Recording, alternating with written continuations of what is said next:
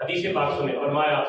یہ ہماری زندگی جو ہے یہ جوانی ہے، کسی کی جوانی ہے، کسی کی ادھیڑ عمر ہے، کسی کا بڑھاپا ہے اور کسی کی پکی عمر ہے، تو یہ مان نہیں کرنا چاہیے۔ ما تزال قدم عبد یوم القیامت، حضور فرماتے ہیں قیامت کے دن کسی بندے کا ایک قدم بھی آگے نہیں چلے گا، اپنی جگہ سے نہیں ہٹے گا، حتی یسأل عن اربع،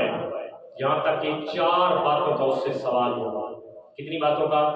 بولے کتنی باتوں کا؟ 4 باتوں کا اس سے سوال ہوگا۔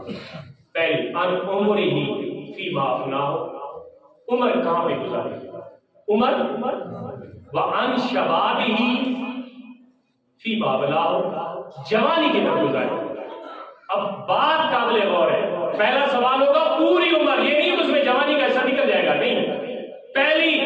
کہ پوری عمر کدھر گزاری، جب تو بالغ ہوا اس وقت سے لے کر مرنے تک کیا کرتا رہا، پہلا سوال۔ دوسرا، ان شبابہ فیما بلاہ، اپنی جوانی کے دن کدھر ضائع کیے، جوانی کتنے گزاری، ٹھیک ہے، وہ شیخ سعدی رحمۃ اللہ علیہ فرماتے ہیں دار جوانی توبہ کردن شیوائے پیغمبری،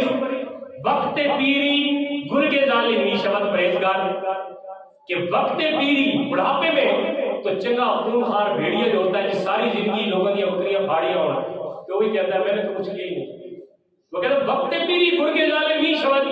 پیری، وقت پیری میں تو نمازیں آتی ہیں اور کام ہی کوئی نہیں ہوتا، میں در جوانی توبہ کرتا ہوں شیوائے پیغمبری، جوانی میں اگر کوئی بندہ اللہ کے راستے میں جھک جائے تو یہ پیغمبروں کا طریقہ ہے۔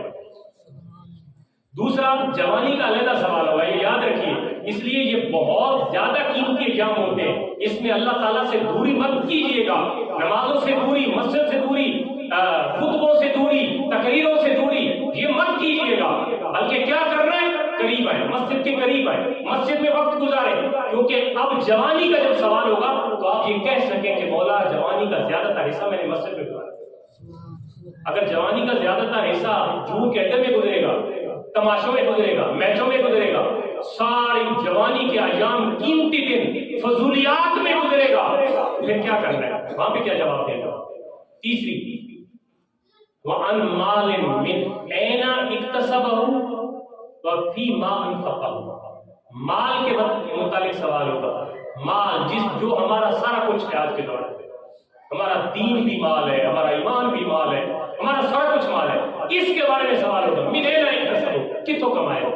کہاں سے لے کے آیا ہے، من این اکتسبہ، تیرے جو